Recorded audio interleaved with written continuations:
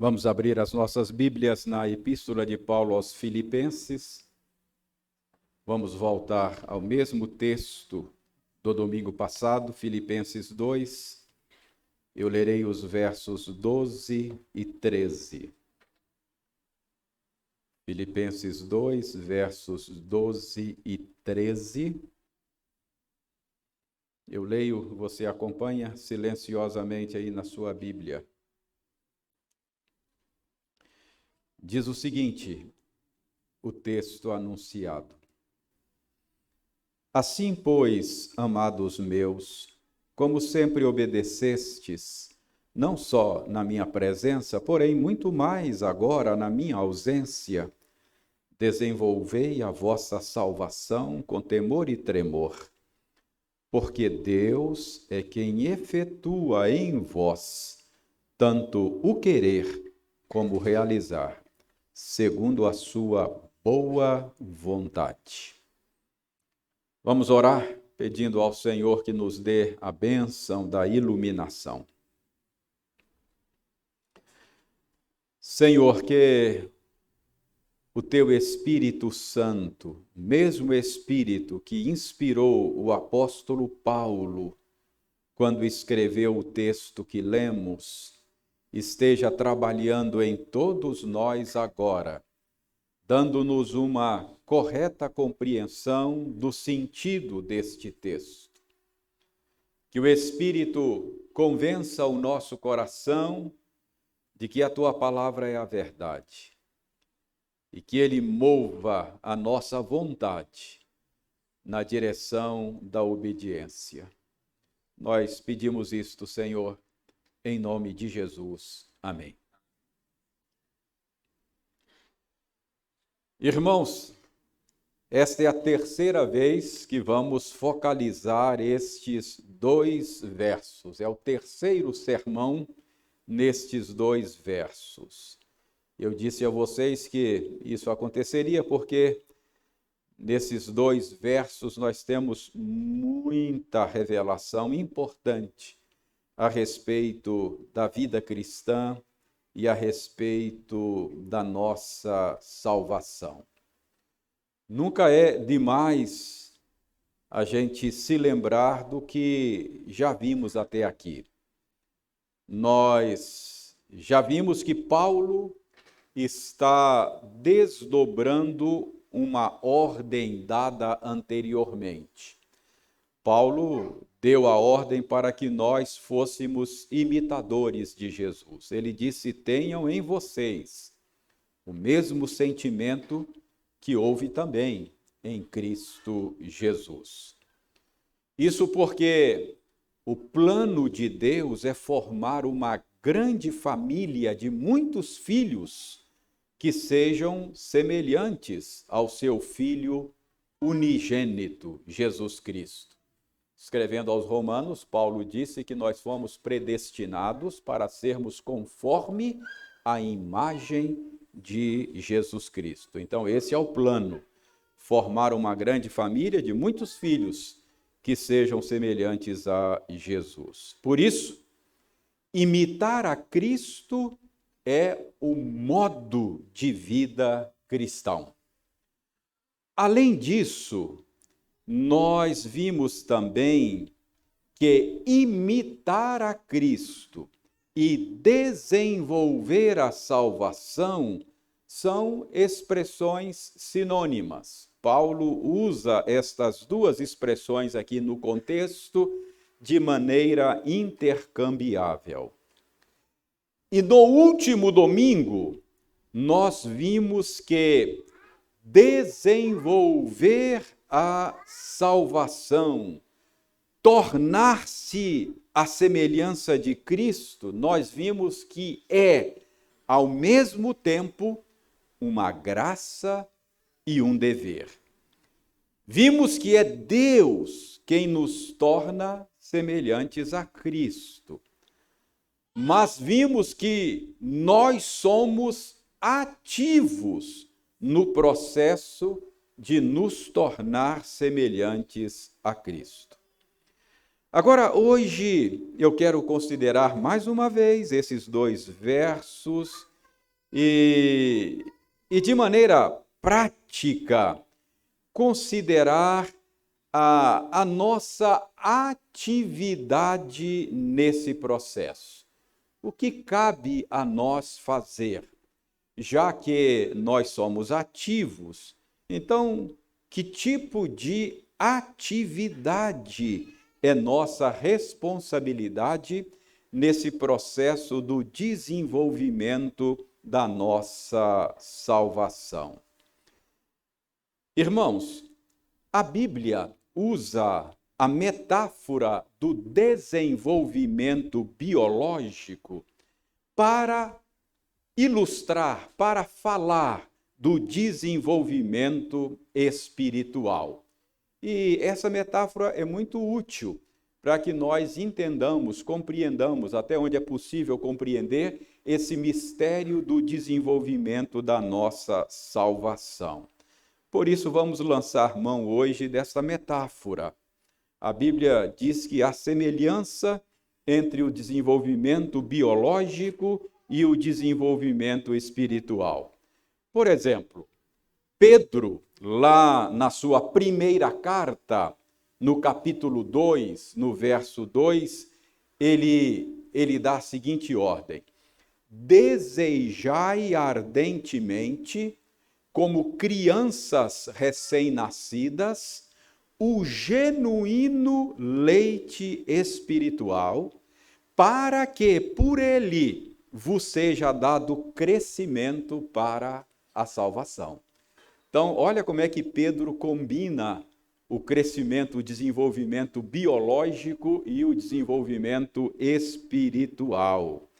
O que Pedro está dizendo aqui é que, assim como uma criança recém-nascida precisa do leite materno para se desenvolver, você precisa de bom alimento espiritual para o desenvolvimento da sua salvação. É isso que Pedro está dizendo.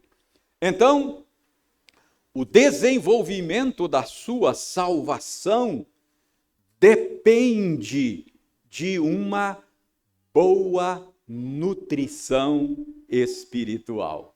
Então, o que você precisa fazer é buscar boa nutrição. Agora preste atenção. A nutrição é feita de ingestão e de digestão. Então, o processo de nutrição pode ser dividido nesses dois aspectos, não é? A ingestão do alimento e a digestão. A ingestão do alimento é aquela parte da nutrição que é consciente. Cabe a você fazer, não é verdade? Você tem que ingerir o alimento. Você é ativo, é consciente nesse processo de nutrição quando você está ingerindo o alimento. Então, espiritualmente, você é responsável por ingerir um bom alimento espiritual. Você é responsável por ler a sua Bíblia. Você é responsável por meditar na palavra de Deus. Você é responsável, se deseja desenvolver a sua salvação, se expor ao ensino da Escritura como está fazendo agora. Tudo isso é parte da sua responsabilidade para o desenvolvimento da sua salvação. Então, a nutrição tem esta parte que é voluntária, é algo que você tem que fazer, ingerir o alimento. Mas a nutrição não é feita só de ingestão, não é? Ela é feita também de digestão. Se a ingestão é aquela parte consciente do processo que cabe a você fazer, a digestão é aquela parte involuntária, inconsciente, não é? Depois que você ingere o alimento, sem que você faça nada, o seu organismo cuida de retirar do alimento ingerido os nutrientes, as vitaminas necessárias para o seu desenvolvimento biológico. Então, isso acontece também na nutrição espiritual. Você é responsável por ingerir a palavra de Deus, por estudar a palavra de Deus, por meditar nela, por se expor ao ensino dela. Você é responsável por memorizar a palavra de Deus. Tudo isto é ingestão. Mas o Espírito Santo, depois, o Espírito Santo que habita em você, cuida de tirar destes alimentos, destas verdades ingeridas, as vitaminas, os nutrientes necessários para o desenvolvimento da sua salvação. Então, espiritualmente falando, você é passivo nesta parte da nutrição, que é a digestão. Mas sabe, eu diria, passivo, pero não muito. Passivo, mas nem tanto. Porque há algo que você pode fazer a respeito da sua digestão. Tem algo que você pode fazer para a sua boa digestão. Por exemplo, antes de começar a nos nutrir aqui da palavra de Deus, o que nós fizemos antes? Oramos pedindo uma boa digestão, não foi? Oramos e pedimos, Senhor, ilumina a nossa mente, abra o nosso entendimento, que o alimento caia bem, não é? Que ele possa produzir em nós aqueles efeitos que vai desenvolver a nossa salvação, percebe? Então, na digestão, você pode orar por uma boa digestão. Você pode orar pela iluminação do Espírito ao ler a sua Bíblia. Senhor, me ajuda a entender isso aqui. Me ajuda a compreender essa verdade. Abra os meus olhos, Senhor, para que eu contemple as maravilhas da tua lei. Senhor, olha, eu não vou mentir, o Senhor sabe que eu tenho um desânimo danado para ler a Bíblia. Por favor, abra meu apetite. Eu estou sem apetite, Senhor. Tem uma semana que eu não abro a Bíblia. Então você pode orar a respeito da sua digestão. Senhor, convença o meu coração de que a tua palavra é a verdade, de que ela é melhor do que a vida, de que ela vale mais do que muito ouro depurado, de que ela é mais doce do que o mel. Então você pode orar por essa obra do Espírito Santo no seu interior. Senhor, por meio do testemunho do Espírito, convença o meu coração de que a tua palavra é a verdade.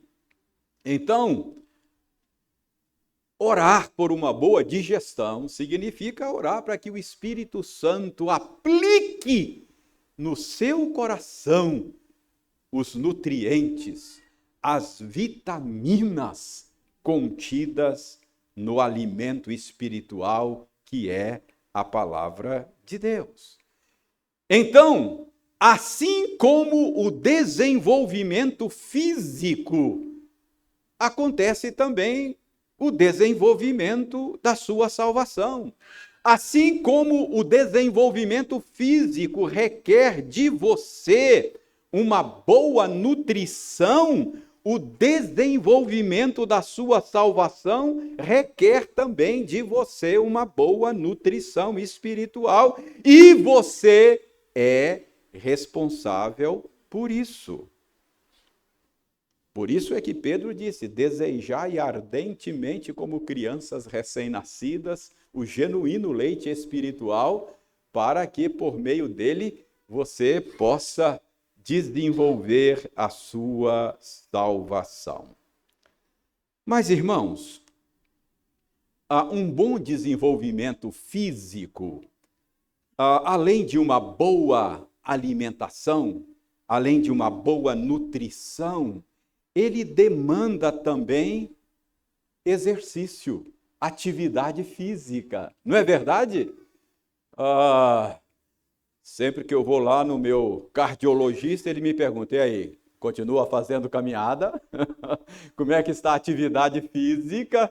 Ele sempre me cobra, porque ele sabe que é parte do processo, não é? Além da boa nutrição, o desenvolvimento biológico requer atividade física, exercício físico. Assim também é o desenvolvimento da salvação. Você se lembra que Paulo disse a Timóteo: exercita-te pessoalmente na piedade. Exercita-te na piedade. Paulo diz que o exercício físico é proveitoso, mas o exercício da piedade é mais proveitoso ainda, porque traz proveito para essa vida e para a vida que há de vir. Então, meus irmãos, o desenvolvimento da nossa salvação requer exercício na piedade. Assim como os exercícios físicos lhe proporciona ganho de condicionamento físico, assim como o exercício físico lhe proporciona boa musculatura, assim também a prática da piedade vai proporcionar a você uma boa musculatura espiritual. É assim que você vai se tornar mais parecido com Cristo. Abra sua Bíblia na Epístola aos Hebreus. Deixe-me mostrar isso muito claramente, a importância do exercício da piedade para o desenvolvimento da sua salvação. Hebreus capítulo 5, dê uma olhada no verso 14. Hebreus 5, 14 diz o seguinte, aqui ele está comparando também a vida biológica com a vida espiritual. Ele diz, ele fala de alimento, mas o alimento sólido é para os adultos, para aqueles que, preste atenção, pela prática, aqueles que, como é que você ganha maturidade espiritual? Como é que você se torna um adulto espiritual? É pela prática. Aqueles que são adultos são aqueles que, pela prática, tiveram as suas faculdades exercitadas para discernir não somente o bem, mas também o mal. Então, como é que você se torna um cristão maduro? Pela prática. Você precisa exercitar as suas faculdades espirituais para se tornar um cristão maduro. Então, irmãos, isso significa que você não pode simplesmente, parece que tem alguém que entendeu aí, quem falou, maduro tem que se tornar um cristão maduro, tem que fazer exercício. Parabéns! É isso mesmo, tem que fazer exercício para ficar forte espiritualmente. Exercitar. O que isso significa? Que você não pode ser simplesmente ouvinte da palavra, mas você precisa se esforçar para ser também um praticante da palavra. Como é que você aprende a nadar? Só lendo livros sobre natação?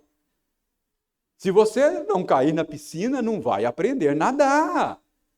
Não é assim? Tem que cair na piscina. Tem que praticar. Você não se torna piedoso. Como é que você aprende a amar? Amando. Só lendo sobre o amor? Não, praticando. Como é que você aprende a perdoar? Perdoando. É assim. Então, exercitando-se na piedade. É assim que você desenvolve a sua salvação. Então, além de ingerir a palavra, além de orar por uma boa digestão, você precisa praticar a palavra para desenvolver a sua salvação. Mas além de tudo isso, além de uma boa alimentação, além de exercício físico, o nosso desenvolvimento físico requer também cuidado de outros. Isso é importante. Na infância, por exemplo, nós precisamos de cuidado da família, não é verdade? Senão, o nosso desenvolvimento fica prejudicado. Olha, se ao nascer você fosse deixado entregue a si mesmo, você talvez não estivesse aqui. Você talvez não tivesse sobrevivido. Então, o nosso desenvolvimento precisa do cuidado de outros. E mesmo na idade adulta, nós precisamos do cuidado de outros. Médicos, enfermeiros, nutricionistas, não é? Todo mundo pode nos ajudar no bom desenvolvimento físico. Irmãos, assim também é o desenvolvimento da nossa salvação. Demanda cuidado de outros. Isso significa que para desenvolver a sua salvação, você precisa da participação na comunidade cristã. Se você não tiver inserido numa boa igreja local, o seu desenvolvimento espiritual ficará prejudicado. Calvino usava uma metáfora muito esclarecedora a respeito disso. Calvino dizia que a igreja é a mãe dos crentes. Ele chegava a dizer: não há vida, não há salvação fora da igreja. Ele dizia: nós somos gerados espiritualmente no útero da igreja. Nós somos nutridos por ela. A igreja, assim como a nossa mãe biológica, ela não é perfeita, mas Deus se serviu da sua mãe biológica imperfeita para colocar você no mundo, para lhe oferecer os seios que te amamentaram. Então é assim também, espiritualmente, nós somos gerados no útero da igreja, somos amamentados pela igreja, somos cuidados, corrigidos e disciplinados pela família da fé, e é nesse contexto que se dá o nosso bom desenvolvimento espiritual. Irmãos, a santificação frequentemente é vista como algo que diz respeito ao indivíduo. Mas este é um erro grave. A vida comunitária é um meio usado por Deus para nos conduzir à maturidade. Por exemplo, Paulo, escrevendo aos Efésios, ele diz que nós alcançamos a perfeita varonilidade pela participação, pela colaboração, pelo uso de cada parte do corpo de Cristo, pelo auxílio de cada junta, pela cooperação de cada parte, nós somos levados à estatura de varão perfeito. Pedro disse: servi uns aos outros, cada um conforme o dom que recebeu, como bons despenseiros da multiforme graça de Deus. Isto significa que a graça de que você necessita para desenvolver a sua salvação, ela está fluindo no contexto da comunidade cristã pelo exercício dos muitos dons espirituais de cada membro. É no seio da comunidade cristã que Deus disponibiliza os recursos da sua multiforme graça para nos levar ao aperfeiçoamento. Fora da igreja, nós somos privados desses recursos necessários para o desenvolvimento da nossa salvação. Eu sei, a igreja não é perfeita, mas a sua mãe biológica também não é perfeita. E Deus usou a sua mãe biológica para te colocar no mundo, para nutrir você e para que você pudesse chegar até aqui e se desenvolver. Deus usa a sua igreja. Irmãos, Deus nos coloca em comunidades. Não é bom que o homem esteja só, não é? Deus nos coloca em comunidades para que nós sejamos transformados à semelhança de Cristo. Eu sei, a vida em comunidade às vezes é complicada. O envolvimento com outras pessoas às vezes consome tempo, energia. E não poucas vezes a vida em comunidade pode ser confusa, pode ser complicada, pode ser dolorida. Entretanto, esse foi o jeito que Deus escolheu para produzir o desenvolvimento da nossa salvação. Este é o caminho que a sabedoria eterna de Deus escolheu para aperfeiçoar você. Nós crescemos em maturidade cristã enquanto oferecemos e recebemos ajuda no contexto de uma igreja local. É nesta convivência, muitas vezes complicada, que nós nos tornamos mais humildes, menos egocêntricos, mais semelhantes a Cristo. É aqui que o nosso caráter cristão é forjado. Ferro com ferro se afia, diz a sabedoria bíblica, enquanto nos relacionamos uns com os outros. Ferimos uns aos outros, e aí a gente vai aprendendo o que é perdoar, o que é conceder perdão, o que é desenvolver a paciência. Aí a gente vai aprendendo a ser mais semelhante a Cristo. Fora dessa confusão, fora dessa confusão da igreja local, a gente não cresce. Entendeu? Então, meus irmãos, esta convivência comunitária, Deus usa para nos tornar semelhantes a Cristo. Então, de que é que você precisa para desenvolver a sua salvação? Você precisa buscar boa nutrição, exercitar-se na piedade e precisa de gente do seu lado para cuidar de você.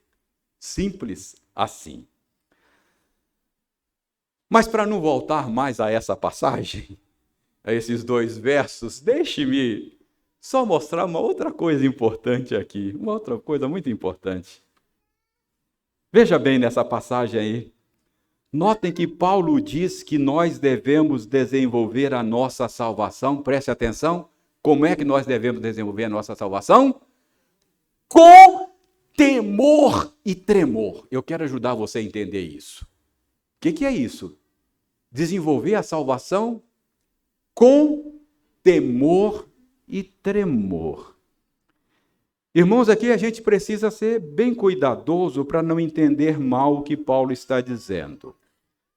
Será que Paulo está falando aqui do temor e tremor de perder a salvação? Seria isso? Eu acho que não.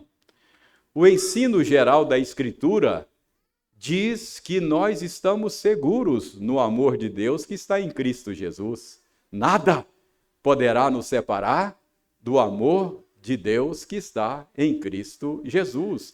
Nesta mesma epístola, no capítulo 1, verso 6, Paulo diz: eu estou plenamente certo de que aquele que começou a boa obra em vós há de... Paulo, eu tenho toda a certeza, estou plenamente certo. Então, Paulo não pode estar falando aqui de temor e tremor no sentido de medo de perder a salvação. Então, quando Paulo diz aqui que devemos desenvolver a nossa salvação com temor e tremor, do que é que ele está falando? Irmãos, eu creio que com essa expressão, temor e tremor, Paulo quer que você compreenda a gravidade, a seriedade desse assunto.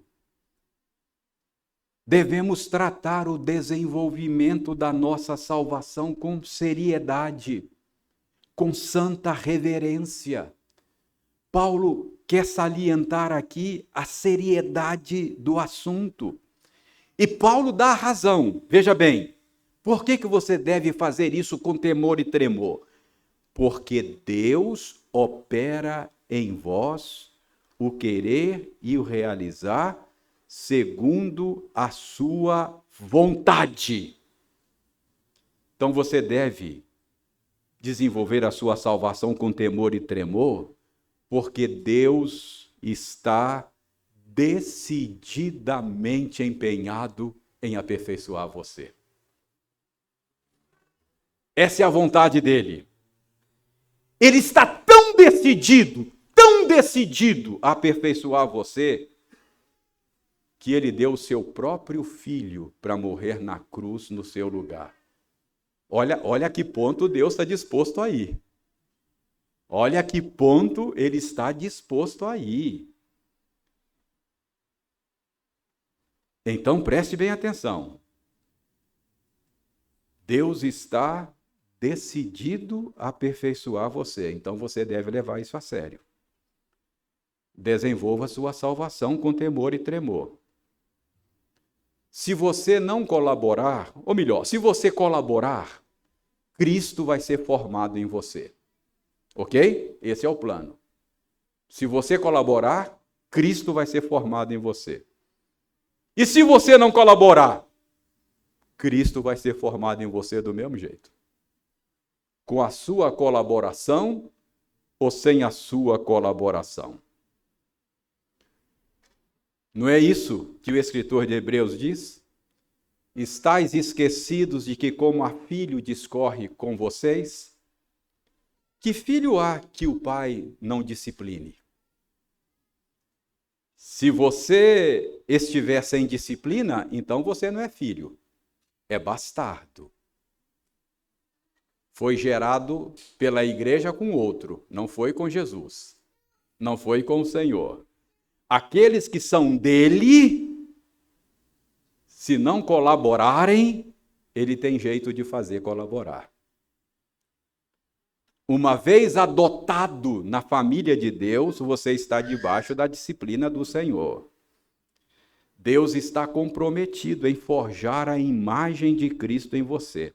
E ele não vai abrir mão disso. Se for preciso disciplinar você, ele vai disciplinar você.